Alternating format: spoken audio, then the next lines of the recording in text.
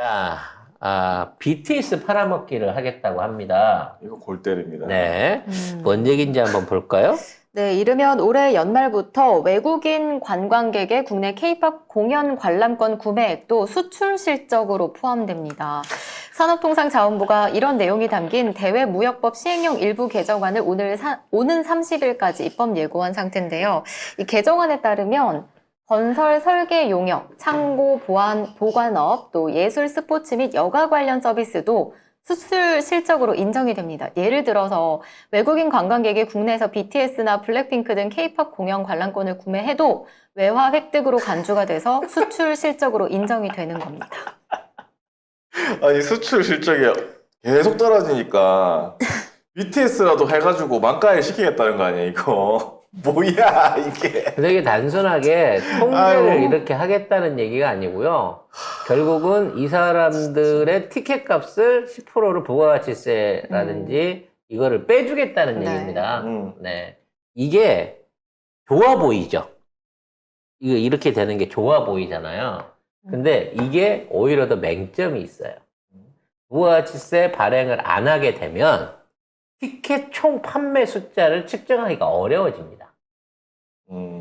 그리고 이 티켓이 예를 들어 10,000원에 나왔어. 네. 근데 10,000원짜리 당첨받아서 사서 보는 사람은 몇 명 안 돼요. 나머지 뭘 통해서 보죠? 암표로 해갖고 보는 애들이 많단 말이에요. 그래서 이 암표를 근절하자 그래가지고 이 공연장이나 이런 데서도 철저하게 구매자나 그다음에 입장자들의 신원이 같은지 또는 이게 만일에 명의가 바뀌었으면 어떠한 절차를 통해서 바뀐 건지를 철저하게 확인하는 관리를 합니다. 그걸 안 하면 외국 중국이나 이 일본 애들 이런 애들이 이제 중국 애들이 그걸 잘하는데 이 올림픽 때 표 사재기 해갖고 빼돌리는 이런 식으로 이런 거를 사재기 해갖고 빼돌릴 수 있게 만드는 시스템이 허용이 돼버리는 수가 생긴다는 거예요. 그러면 분명히 10,000원짜리 콘서트 티켓인데 똑같은 거야. 이게 꼭 BTS만 허용되는 거 아니야, 이제. 아마 임영웅도 될 거고, 송가인도 될 건데, 이런 식으로 티켓 발행을 해갖고 정가로 팔아먹는 그 유통량보다 이거를 어느 누군가가 독식을 해가지고, 암표로 해갖고 시중에 비싸게 돌려갖고 부당 수익을 만들게 될 그런 위험할 부분도 지금 상정을 해놓고 이걸 간다는 거예요. 결과적으로는 이게 규제 완화나 뭐 어떤 통계 변화가 아니고요. 이 안에서 단우림 엔터테인먼트나 티켓 발행 대행사들이 돈을 벌 수 있는 여지를 만드는 거라니까 이게. 그리고 솔직히 말해서 대한민국에서 BTS가 몇 번이나 공연합니까? 블랙핑크가 몇 번이나 공연해요? 거의 안 하잖아요. 외국에서 하지. 주로 외국에서 합니다. 왜냐면 티켓 단가가 다르거든요, 우리나라랑. 우리나라에서 만일에 막 50만 원, 100만 원 막 이런 수준의 티켓 단가를 내고 한다고 하면 바로 국민적으로 지탄받을 거예요. 근데 앞으로 그런 비싼 공연들을 외국인용으로 해갖고 내놓는 거죠. 그래서 국내에서 그런 공연을 하는데 외국인용으로 티켓을 팔았으나 알고 봤더니 내국인이 암표로 샀다. 요런 케이스들도 숱하게 나오게 될 거라는 거예요. 이제 수출 감소세는 줄어들겠네요. 덕분에. 아니, 티켓 팔아갖고 얼마나 줄일 수 있을 것 같아요. 매년 15억 달러, 매월 15억 달러, 25억 달러씩, 우리 돈으로 3조 원씩, 막 2조 원씩 무역 적자가 쌓여가고 있는데, BTS가 표 팔아가지고, 그거를 메꿀 수 있습니까? 그거라도 조금이라도 해야지. 지금 죽겠다니까 지금 이쪽. 그러니까 이게 진짜 어떤 그 공연 활성화라든지 뭐 이거를 위한 게 아니라 이걸 이용해서 이런 콘텐츠 생산 업체들이 뒷구멍으로 돈 챙길 구멍을 만들어주는 거라고. 그러다가 BTS 1년에 공연 몇 번, 한 달에 무조건 2회 이상 공연 이런 식의 대통령 시행령이 나오는 거 아닐까? 그래서 주로 잠실 체조 경기장에서만 할 것. 할 것. 뭐 이런 식으로. 이제 앞으로 이게 외국인용으로 해갖고 티켓이 따로 팔릴 거예요. 왜냐면 국내에 사는 사람 10% 더 내고 사야 되니까. 부가가치세 물어야 되니까. 근데 그 티켓들이 진짜 100% 외국인들이 그걸 사는 게 아니라니까. 이거는 그 콘텐츠 업체하고, 코바나 콘텐츠하고 짜고 벌리는 사업이 아닌가라는 의구심이 듭니다. 앞으로 티켓 집계 어떻게 발행하고 입점 관리 어떻게 하는지 그 변화가 있는지 없는지 우리 눈여겨서 잘 봐야 돼요. 그리고 이 공연을 외국에서 하는 이유는 외국에서는 깔끔하게 정산이 됩니다.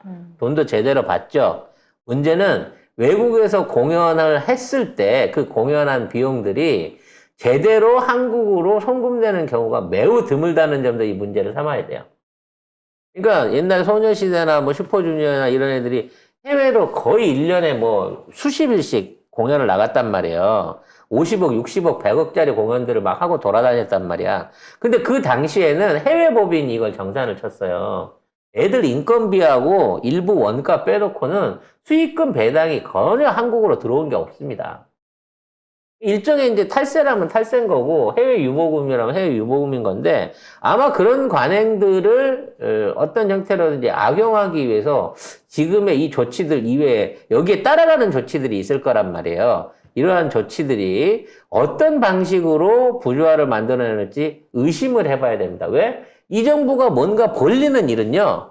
결코 국민을 위하거나 제도의 개선을 위한 일이 하나도 없었어요. 이건 역시도 저는 악용될 소지가 높다고 생각합니다.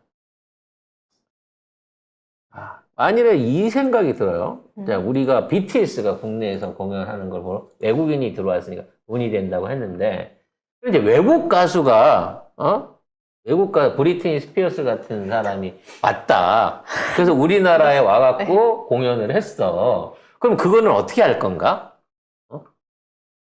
그걸로 해서 발생한 수익이나 이런 부분에 대해서는 어떻게 평가를 할 건가? 라는 생각도 듭니다. 네. 참 뭐 BTS가 무역을 하게 됐네요. 네. 무역업이라고 써야 돼 이제. 근데 지금 BTS도 지금 계속 해가지고 뭐 산업여건으로 하네 뭐 하네 이러면서 자꾸 살살 건들잖아요. 산업용. 내가 보기엔 BTS 멤버들이나 앞으로 우리 그 유명한 K-팝 컬처를 대표한 대그룹들이 큰 그룹들은 국내 활동을 사실상 TV 말고는 뮤직비디오 보는 거 말고는 거의 못 보게 되지 않을까 싶어요. 간섭이 점점 더 심해지고 있는 거거든요. 자, 해경이요. 도감청 방어 예산을 전액 삭감했다는데 그동안 도감청 방어 예산이 있었나 봐요? 네. 해양경찰청이 도감청 방어 대비가 부실하다는 지적을 받고 보안을 강화하겠다고 했는데요. 그런데 내년도 관련 예산이 전액 삭감됐습니다. 전액 삭감. 해경이 기재부에 제출한 내년도 도감청 장비 증설 예산 4억 9,700만 원이 정부 심의 과정에서 모두 다 삭감이 된 겁니다. 이렇게 되면 최근 영화 밀수에서 나왔던 것처럼 최은순 집단이 네. 본격적으로 밀수를 하기 위해서 이 예산을 없앤 게 아니냐라는 생각이 드네요. 네. 밀수 천국이 되겠네. 네. 이게 왜 이런 얘기가 나오냐면 거기 이제 영화에서도 나오지만 제일 중요한 건 어느 포인트에서 물건을 내릴 것이냐. 내릴 거고 인수를 받냐 이거거든요. 지금 이제 워낙 우리나라에서 모든 물건이 다 나오니까 웬만한 건 밀수 안 해요. 옛날처럼 막 전자제품 막 코끼리 밥솥 이런 거 밀수 안 하거든. 네.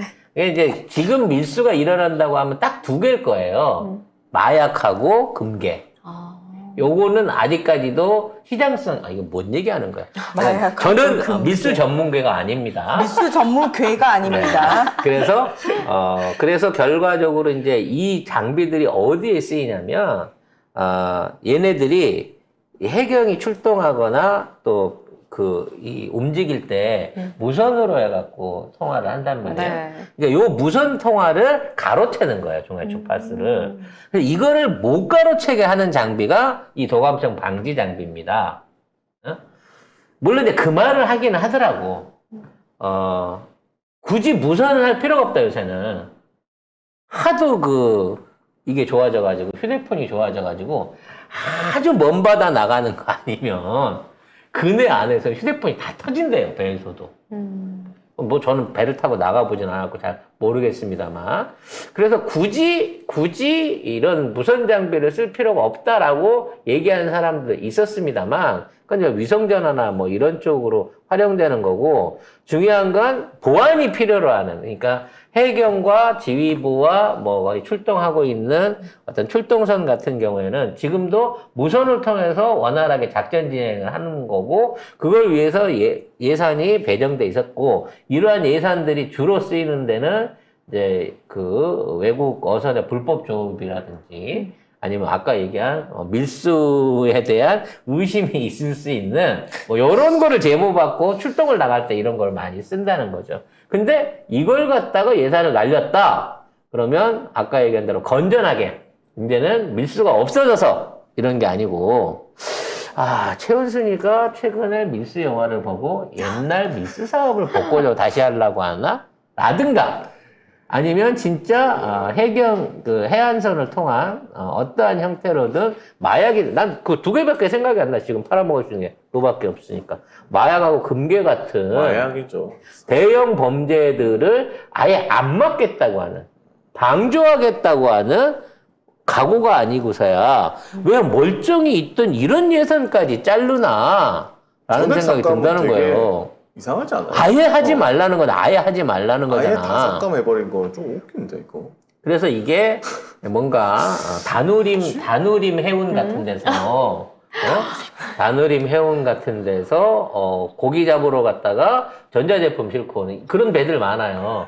분명히 고기 잡으러 갔는데 네. 참깨를 몽땅 자루로 싣고 들어오는 뭐 이런 이유들이 있기는 있습니다. 아직도 빈번하거든요. 우리나라 최대 재벌가가 다누림 그룹인가 봐요.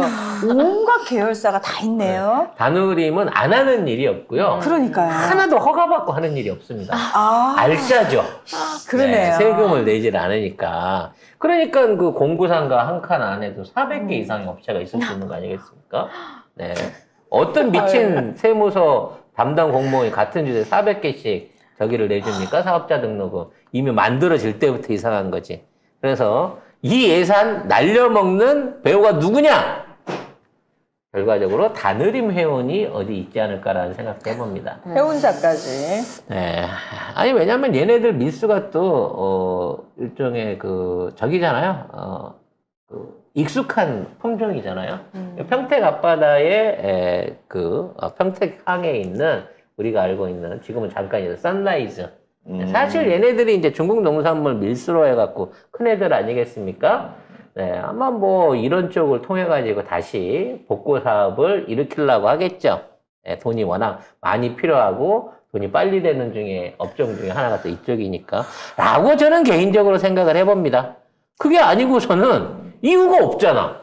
나라가 작살나고 있는 꼬라지를 매일매일 네. 듣고 있는. 아주 구석구석 진짜. 골고루. 네. 정상이 근데 하나도 없어. 저는 너무 이해가 돼. 네? 예, 나랑 똑같은 거지. 물 들어왔을 때 노젓는다.